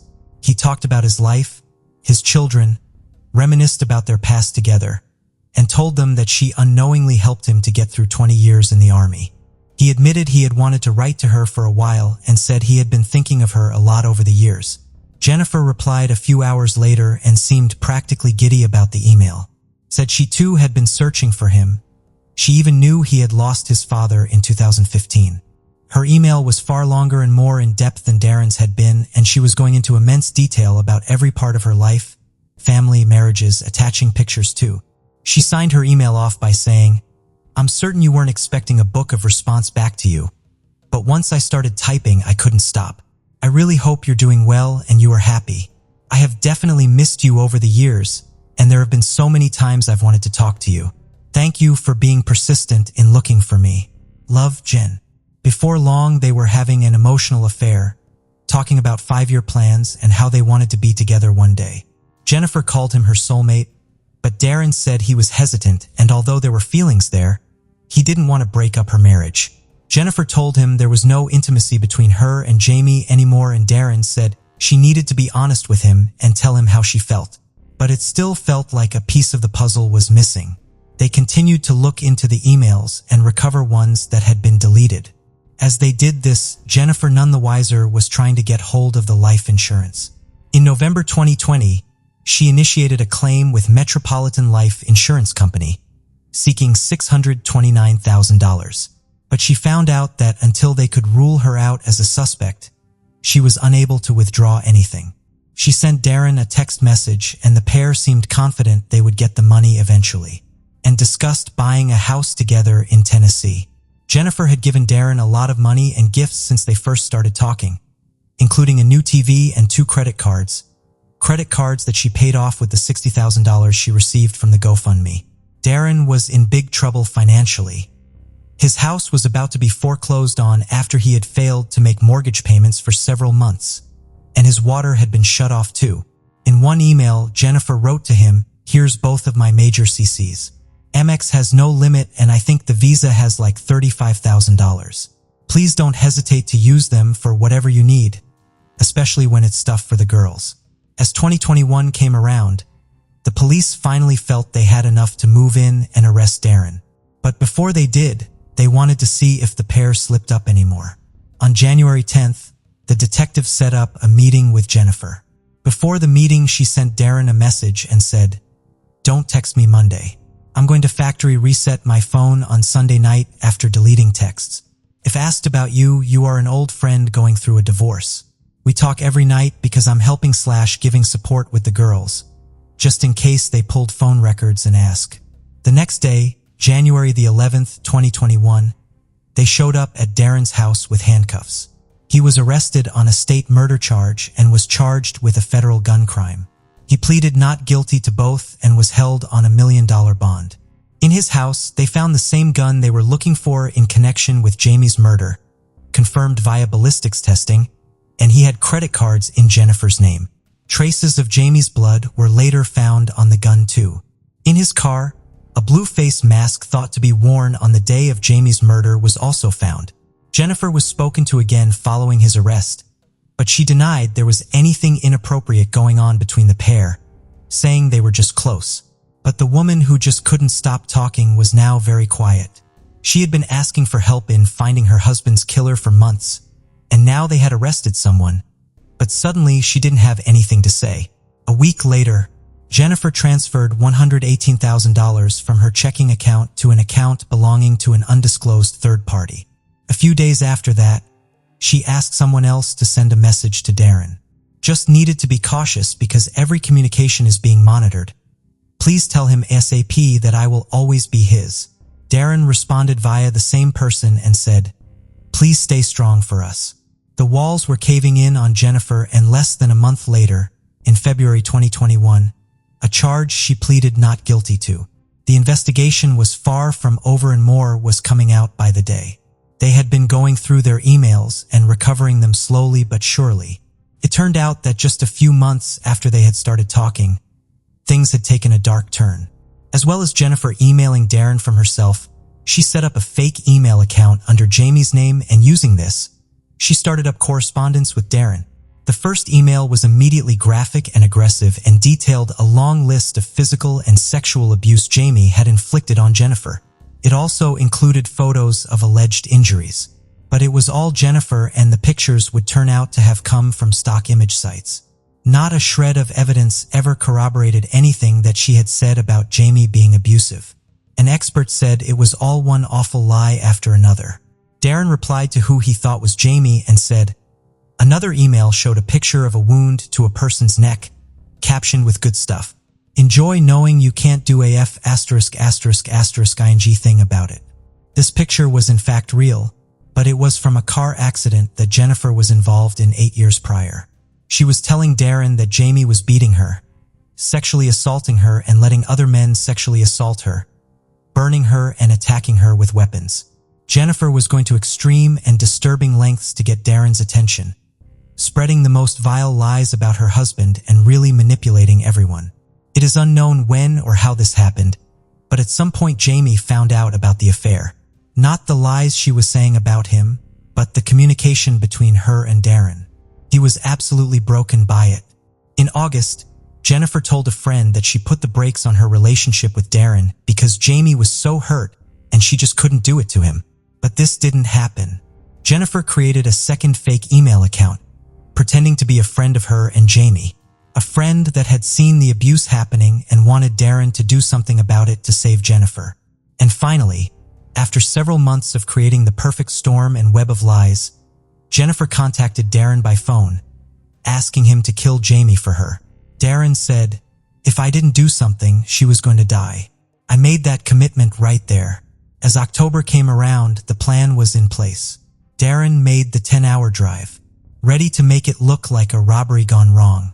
He snuck into the garden next door and waited for 5 hours until the couple went on their walk. After he shot Jamie, stole his ring and fled, he tossed his wedding ring out the window. The amount the investigation had unraveled was gobsmacking to detectives. Flash forward again to February 2021. Darren was now in prison awaiting trial, and Jennifer was also making her court appearances on the obstruction of justice charge. Jennifer wrote a letter to Darren after she learned that he had heard about the fake email accounts and quite obviously realized, although it justified nothing he had done, he had been duped by her. Just a quick note to say, I never lied to you and I never send you emails from any account but mine is me. There is a ton more I wish I could say, but I can't right now, she said in part. Despite the proof that she had created and was the person using the accounts, she still doubled down and stuck to her lies.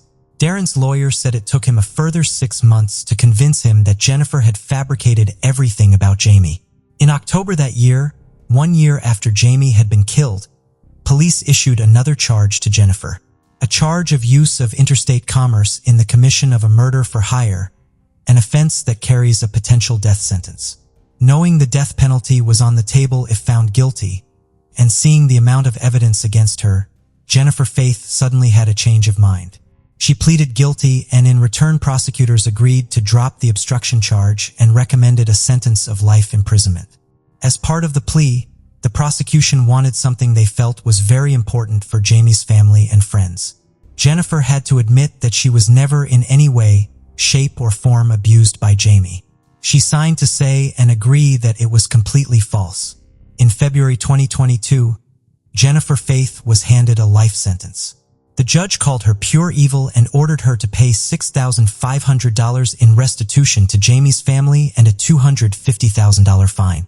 While in prison, though, Jennifer requested that $200,000 from Jamie's assets were transferred to her, something detectives called spineless and showed her true character. This wasn't someone that pleaded guilty because she wanted to admit her part and show remorse. It was because she only had herself and her best interests in mind.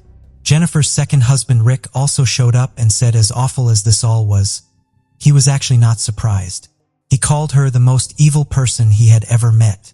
She told him that her first husband had abused her. It was almost identical to what she had told Darren. Rick said the stories he had heard about her first husband was so awful, so violent and so graphic that he said he wanted to kill him. Jennifer enjoyed toying with him and seemed to relish in watching him get angry and upset on her behalf. Again, there was not a shred of evidence to suggest that she had suffered any abuse at the hands of her first husband. Despite Jennifer's plea, was still pleading not guilty, and in July 2023, jury selection for his trial began.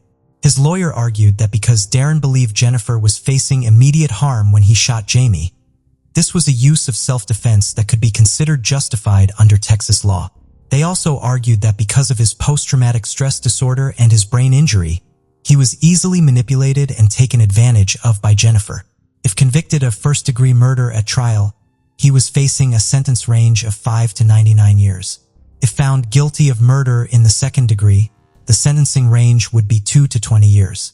There was so much to present to the jury: the texts, the emails, the CCTV, the truck, the gun. Despite how many witnesses would be called, there was really only one person the public and media wanted to hear from: Darren himself. And to their surprise, he opted to testify and share his side.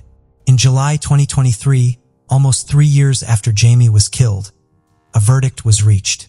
Darren Lopez was later sentenced to 62 years in prison.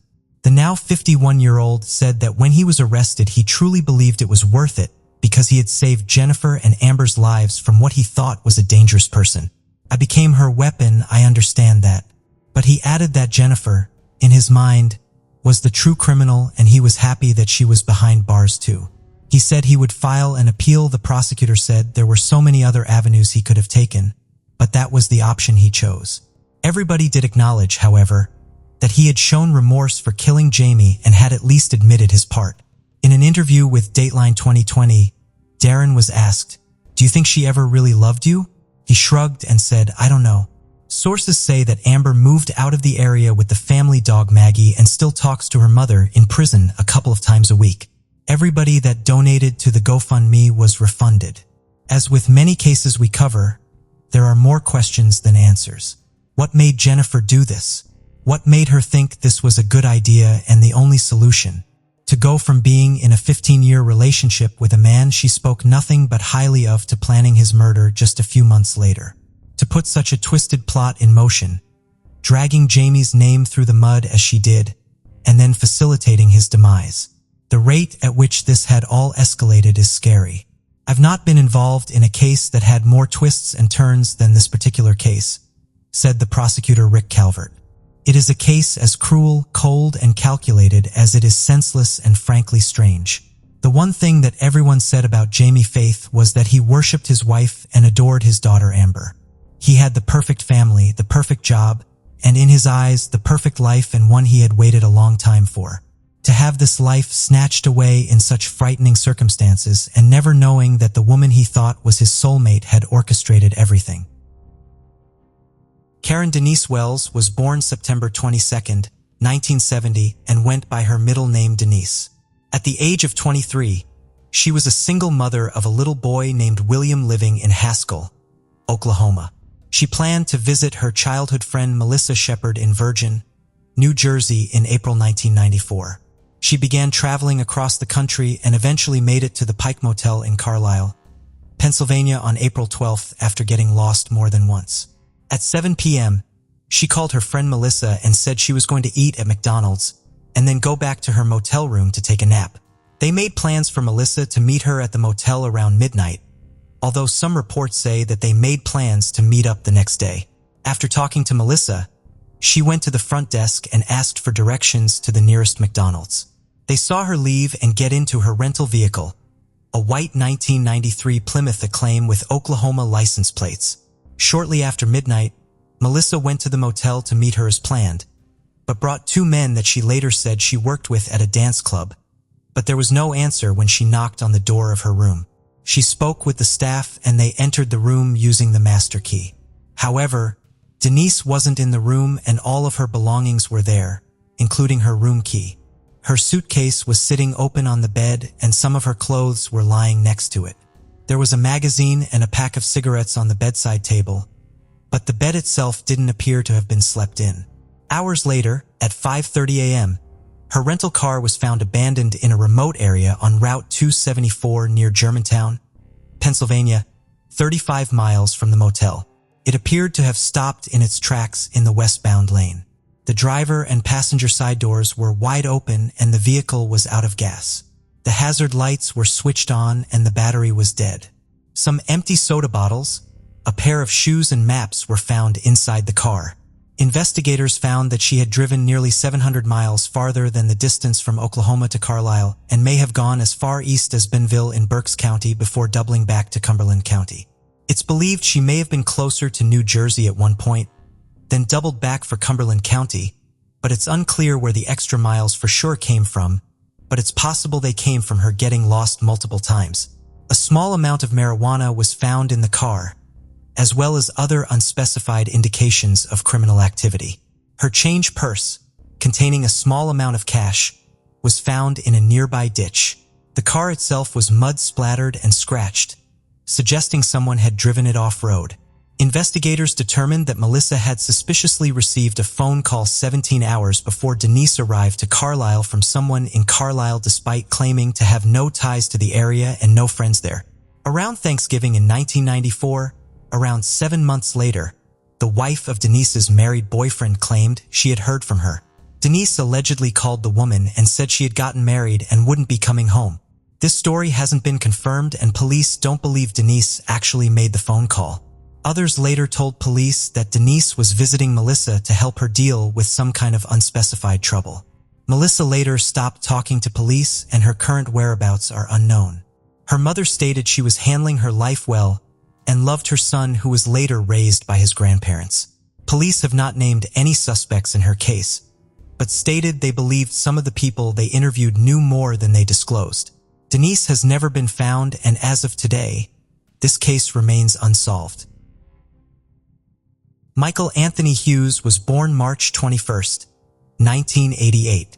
In 1975, when his mother Suzanne Savakis was just a child, her mother Sandy Chipman was serving a 30-day jail sentence in Dallas, Texas.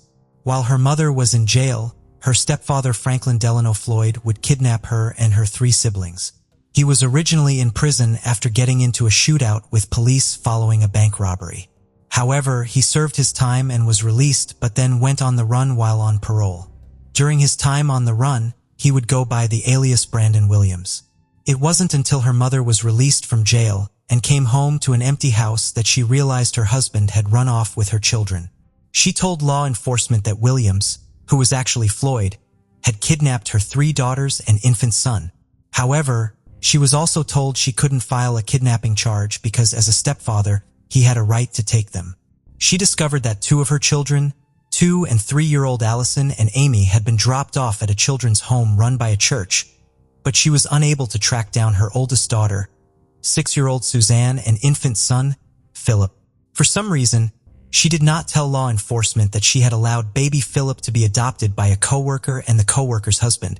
Although he was an infant, he was not Floyd's child, as his mother had married Floyd within weeks of meeting him, and he had no interest in the infant.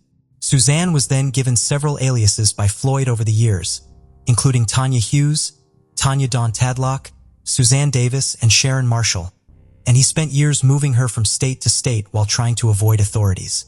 He basically abused, manipulated, and groomed her for the next 14 years. In high school, Suzanne was a good student who was rarely allowed to have any friends over. But one friend was eventually allowed to come over one night and found it strange that her teenage friend owned lingerie. Floyd took them to a bar, watched them dance, and after bringing them home and brandishing a gun, her friend got scared and said she never wanted to go back to their house ever again. At one point, Suzanne was enrolled in a school in Oklahoma City under the name Suzanne Davis. She ended up graduating from high school in Forest Park, Georgia in 1986 as Sharon Marshall and wanted to go to Georgia Tech, where she had earned a full scholarship to become an aerospace engineer. At one point, she ran away with her boyfriend, who would later be confirmed as her son, Michael's biological father. However, Floyd tracked them down in Alabama and forced her to go back with him. On March 21, 1988, she gave birth to baby Michael in Tampa, Florida, while apparently using the alias Tanya Dawn Tadlock, the name of a girl who died of pneumonia in Alabama years ago. It is known that Floyd used the alias Charles Hughes and Clarence Marcus Hughes during this time, which is why Michael was given the last name of Hughes at birth. Floyd then married his stepdaughter, Michael's mother, in New Orleans in 1989 under the names Tanya Tadlock and Clarence Hughes. She then had to hide her relationships from Floyd, and one friend even encouraged her to run away from her older creepy husband. Suzanne told her Floyd said he would kill her and her son if she ever attempted to leave. At one point, she became an exotic dancer at a strip club. It's believed that this career was chosen by Floyd because he felt it would be easier to hide her identity and because she was less likely to meet people who would help her recognize and escape from her abusive relationship. In 1990, both Floyd and Suzanne were wanted for questioning in connection with the disappearance of Cheryl and Camesso.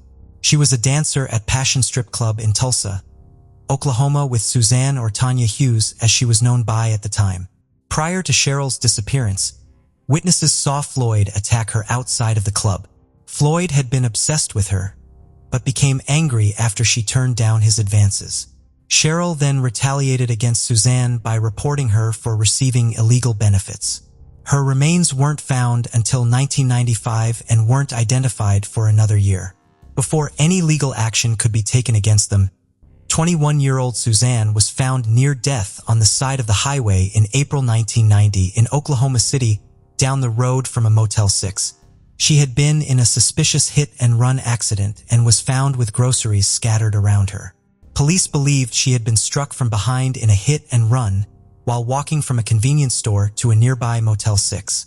When Floyd arrived at the hospital the following day, he claimed he had fallen asleep at the Motel 6 after she had left to go buy groceries. For days, she was unresponsive and mumbling, "Daddy." He would never allow any visitors to see her, and she would later die after a final visit from Floyd at the hospital. He asked for her organs to be donated and for her body to be cremated, but no one knew at the time what her true identity was.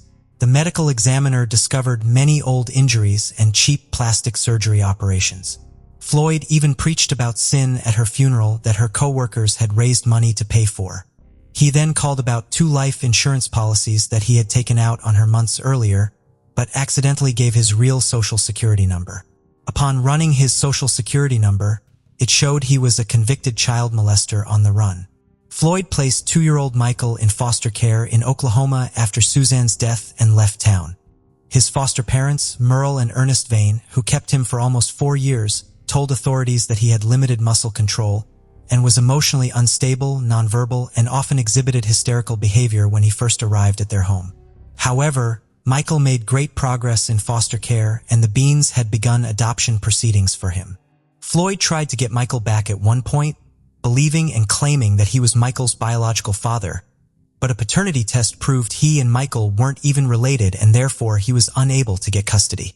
Investigators began probing Floyd's background after Michael's mother's death. They learned he was a career criminal who had been arrested in 1960 at age 17 after a gunfight with law enforcement during a robbery. Floyd had also been convicted of assaulting a 4-year-old girl in 1962. Floyd had been stalking the Bean home where Michael lived and where he was being well cared for. On September 12, 1994, Floyd abducted 6-year-old Michael from Indian Meridian Elementary School in Choctaw, Oklahoma. He held a gun on the principal and forced him to retrieve Michael from class. He then forced Michael and the principal into the principal's pickup truck. Floyd tied the principal to a tree in a nearby field where Floyd had been camping out and escaped with Michael. The principal was rescued a few hours later and was not physically harmed, but Michael has never been seen again. A month after the kidnapping, the stolen pickup truck turned up in Dallas, Texas. The next year, while the truck was in a body shop, the owner discovered an envelope on the top of the gas tank with 97 photos. Many of them included Suzanne as a child and explicit poses from the age of 4 through her adolescence. Other images of young girls were also located in his vehicle, and one appeared beaten, but it was unknown who she was at the time.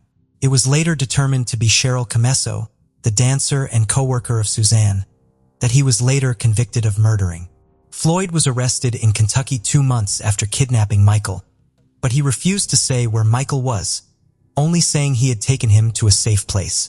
During his trial, Michael's biological father found out that he was Michael's father and he never knew Suzanne was pregnant.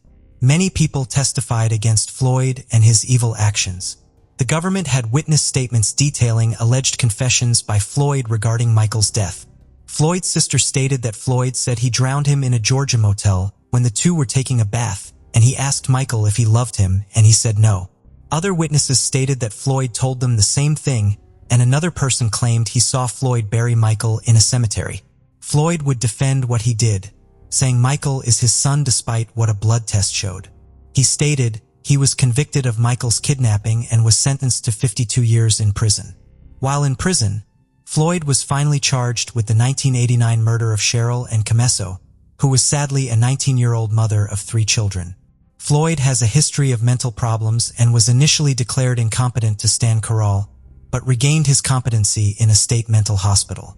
After his conviction, his lawyers tried to mitigate his crime by having him testify about his bad childhood, but he was ultimately sentenced to death, and while in prison he began admitting to committing many crimes. When interviewed in prison in 2014 while on death row, Floyd told the FBI about his marriage to Suzanne and her mother. He disclosed she was Suzanne Marie Savakis, the oldest of 3 daughters of a woman he married in North Carolina in 1974, shortly after becoming a fugitive.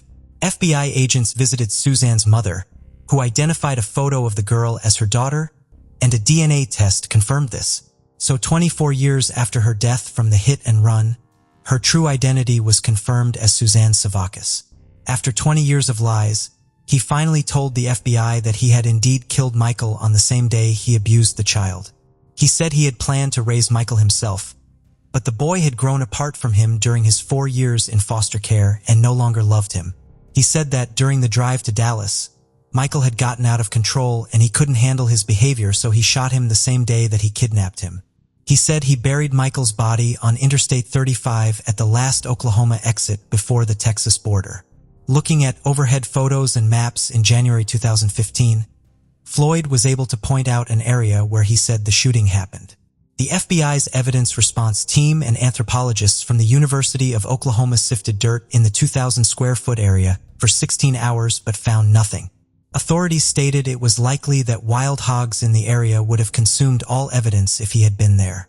In 2019, a man came forward named Philip Steve Patterson, believing that he was Philip, the baby boy that his mother claimed Floyd kidnapped at the same time he took Suzanne while she was in jail. A DNA test confirmed his identity in 2020. His adopted mother and father, Mary and Bob Patterson, adopted him from Floyd and his wife. He was just 6 weeks old. He was originally named Philip Stephen Brandenburg at birth. You can read Mac Birkbeck's books Finding Sharon, the sequel to the international bestseller A Beautiful Child, for further details regarding Suzanne's story, and the monster who turned from evil stepfather to kidnapper to husband to killer. If Michael is alive, he would be 33 years old, and as of today, Floyd remains on death row and Michael's fate and his mother's death remain unsolved.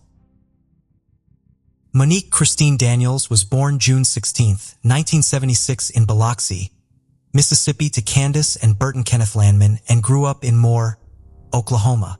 Monique was described as brave, sweet, caring, and funny, and was nicknamed Nikki. She attended Moore High School and dreamed of becoming a doctor and helped raise her 5 younger siblings.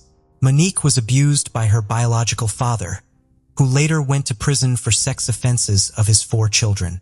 Her mother divorced him and remarried Charles Chuck Daniels and had 2 more children. In 1992, Monique lived with her mother, Candace, stepfather Chuck, and her 3 siblings and her 2 half-siblings. Candace and Chuck were both sergeants in the Air Force at Tinker Air Force Base in Oklahoma. That same year, on June 2, 1992, a neighbor reported seeing Monique loading clothes into a blue Chevrolet pickup truck driven by an unidentified white man, possibly the last time Monique was ever seen alive. Her mother and 2 of Monique's siblings, Angelique and Brian, were out of town that week on a church choir trip. Angelique would say that while on the trip, her mother was acting very strange. When they returned home, Monique was gone, with Chuck saying she had run away again. They also found the house in disarray, which was strange because it was normally kept very tidy. There were beer cans and cigarette butts lying around, and there was an empty pregnancy test box sitting on the bathroom counter. Monique had indeed run away a short time before this after getting pregnant and then forcing her to have an abortion. But this time, they didn't appear to search for her like they did before, according to her sister Angelique. Chuck and Candace did not report her missing and did not seem concerned. Her sister Angelique said they basically erased Monique from their lives. They would not allow their other children to talk about Monique and even had new family portraits taken to replace the ones that had Monique in them. In fact, Chuck reportedly said the house was so much better and tranquil since she was gone after putting up the new family portrait that didn't include her. In January 1993, Monique's maternal aunt contacted the police to inquire about her case and learned that no missing persons report had been filed. She asked Candace about it, and 2 days later, she said Monique had called home and spoken to her younger sister Angelique and said she was safe. A week after that, a letter supposedly from Monique postmarked Dallas, Texas arrived in the mail, and months later another letter arrived. The letter said Monique had gotten married and had a daughter named Chelsea. It also said she and her husband and child were currently living in Alaska, but her husband frequently traveled for his job. Monique's aunt asked the police to check the handwriting on the letters and see if it was really hers. The day before Candace was supposed to bring the letters to the police for the examination, the house was supposedly broken into and the letter stolen. In 1994, at the age of 15, Angelique ran away from home and took a bus to Michigan to live with her aunt. When she left, Candace and Chuck reported her missing immediately. After Angelique arrived at her aunt's home, she told her the truth about the letters from Monique.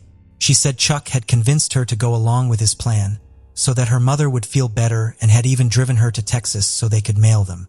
She said the phone call from Monique was a lie her parents came up with as well. She then filed criminal complaints against her mother and stepfather, alleging physical and mental abuse. Her parents tried to get her sent back home, but a judge ruled that she was safer with her aunt. Sometime after the allegations went public, Chuck and Candace transferred to Germany for the military and stayed for 10 years before moving to Florida, where Candace worked as a middle school teacher. When the police asked Chuck about Angelique's allegations, he admitted they were all true. Candace finally filed a missing persons report at this time, nearly 2 years after she went missing, but neither of them would agree to take a polygraph test about Monique's case. One of Monique and Angelique's brothers, Andrew, also alleged there was child abuse in the home. He later stated that on June 2, 1992, Monique and Chuck had been arguing as usual all day. Chuck decided to go on a spontaneous fishing trip with his 3 sons and tell them to say goodbye to Monique. According to Andrew, Chuck allegedly only let them say goodbye to her through her cracked bedroom door. When Andrew looked in, he saw Monique sitting cross-legged and unmoving on the floor and could only see her legs. She didn't say anything to him when he spoke to her. Years later, he broke down and said that he didn't believe that she was alive at that time. But according to his brother, he was allowed in and spoke to her and she was fine. According to Andrew, they left to go fishing in the pouring rain without their fishing poles. Chuck then drove for 2 hours in one direction, took an exit, stopped at McDonald's to eat, then drove back home. He parked in the garage and left it there with the boys inside for approximately an hour while he was inside the house. Chuck then left the boys inside, told them he was going to look for Monique, and locked them in his bedroom for 2 days while he was gone. He allegedly returned and then left again, taking one of the boys, who recalled that there was an old barrel in the back of the truck at the time. But the boys were all young and have little memory of many details. When questioned by the media about Monique's siblings years later, Chuck and Candace denied them and claimed Angelique was mentally unstable and unreliable. Police did dig up the yard at their former home to see if Monique was buried there, but found nothing. Some people, including her sister Angelique, strongly believe that Chuck harmed Monique. However, Chuck died in 2019, but Candace is alive and is still a teacher in Florida. She is not considered a suspect in her daughter's disappearance. Monique has never been found, and as of today, this case remains unsolved. Sheila and Davini was born November 3, 1973 to David and Susan Davini. She was described as the life of the party. She grew up in Maysville, Oklahoma, and in high school she was a cheerleader and dated a boy named Tyson. The couple later married, but reports claim that she suffered an abusive marriage and addiction was involved. The couple would later have 2 children, Ty and Morgan, but would later divorce. Years later, she remarried, but that marriage didn't last long. She moved back to Maysville and lived next door to her parents. She earned a degree in science from Murray State College and planned to also earn a degree in teaching. Meanwhile, she and her ex-husband Tyson were in the middle of an ugly custody battle, and at one point, she had gotten a restraining order against him claiming abuse of her and the children. Child support was scheduled to triple when Tyson began working a high-paying job in the oil field. She never received any child support for Morgan and Ty, and about $20,000 back child support was owed. Tyson's attorney kept filing continuances, but she was supposed to be receiving child support and permanent custody of the children. But on January 6, 2004, took her children to school at 8 a.m. On her way back home, she talked with a good friend on her cell phone, and when she drove up, she told her friend that she had to hang up because she had a visitor. A couple hours later, a neighbor passing was alarmed that her trailer was on fire. When her brother and father showed up, her father rushed into the trailer looking for her. But due to the danger of the fire, the brother made him come back outside. Sadly, Sheila was found dead inside by Maysville firefighters. It was determined that 3 separate fires had been started in her trailer.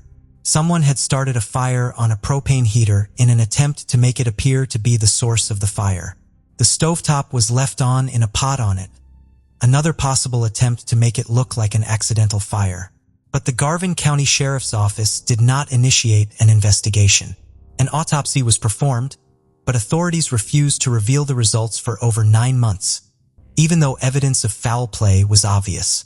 The state fire marshal's office allegedly refused to admit that the fatal blaze was anything other than an accidental house fire for nearly a year, despite what the Maysville volunteer firefighters and the liquid propane gas inspector had to say in their reports. Turns out, accelerants benzene and toluene were also found in Sheila's lungs and blood, so she was likely alive but unconscious during the fire. Eventually, her cause of death was listed as homicide on her death certificate. An agent with the Oklahoma State Bureau of Investigation later allegedly told the Devaney family that his agency knew who carried out the arson and murder, but would not act on the information since there was no consensus. Even though the reports of other agencies were ultimately amended to reflect an arson and murder, the OSBI made no arrest. The Devine family ultimately spent a year and thousands of dollars petitioning for a grand jury in Garvin County, which convened in 2006. Sheila's ex-husband, his wife, and his brother all invoked the Fifth Amendment under oath, and no indictments were handed down. In 2009, a second grand jury was convened via citizen petition in Garvin County, regarding the suspicious death of another local man involving many of the same law enforcement officials. Sheila's family applied to have her case revisited before that jury, citing previous evidence and newly discovered material, but the grand jury declined to hear the matter. It wasn't helpful that the evidence from the trailer was destroyed initially only because it was assumed to be an accident. No arrests have been made in the murder of Sheila, and as of today, this case remains unsolved. Carrie Beth Boldman Thomas was born in 1962 and was a 30-year-old mother when her life was cut short. On October 26, 1992, about 7 p.m., she called the Oklahoma City Police Department and reported that someone was harassing her and stomping on the roof of her mobile home at 6202 Daisy Lane. Police in a helicopter investigated but never spotted anyone near the home. She then called her mother at 9 p.m. and said she was on her way to pick up her brother, so she wouldn't have to be alone at her home. She called her mother again from a payphone at Southeast 15 in Huddy Bird Drive in Midwest City, Oklahoma, and said her pickup had run out of gas. Her mother arrived 20 minutes later, but Carrie was nowhere to be found. But she did find her orange Dodge pickup truck sitting next to a nearby car wash. 39 days later, on December 4, 1992, her body was found on the side of Cemetery Road, about a half-mile south of Memorial Road in Oklahoma City. Travelers said they hadn't noticed her body there the day before. It appeared that she had been deceased for a while, and the body was possibly buried elsewhere and then moved to this location. This location was beside the entrance road to an oil field drilling site, and police believe she was left there the night before or early that morning. The person that she reported to be running on her mobile home roof the night she went missing was Jesse Dwayne Heisel. His criminal history is very lengthy and includes charges such as aggravated battery, kidnapping, burglary, possession of a legal firearm, and drug charges. Upon further investigation, Carrie's daughter later discovered that her mother had missed a court date on November 5th during the time she was missing and had a warrant for her arrest at the time she died for failure to appear. The court date was for charges of concealing stolen property in which Jesse Heisel, the same person she accused of harassing her just 2 hours before she went missing, was a co-defendant and facing more charges than her. However, in 1994, charges against him were dropped. Police questioned Heisel after Carrie's death, but he denied being involved. No one has ever been arrested for her death, and as of today, this case remains unsolved. Thank you for joining us on this journey into the depths of unsolved mysteries. Cold cases not only challenge our understanding of the past, but also ignite our curiosity and determination for answers. Remember to subscribe to stay updated on our latest investigations. And if you have any information regarding the cases we've covered, don't hesitate to reach out. Together, we can shed light on the shadows of the past and bring closure to those who seek it. Until next time, stay vigilant, stay curious, and never stop seeking the truth.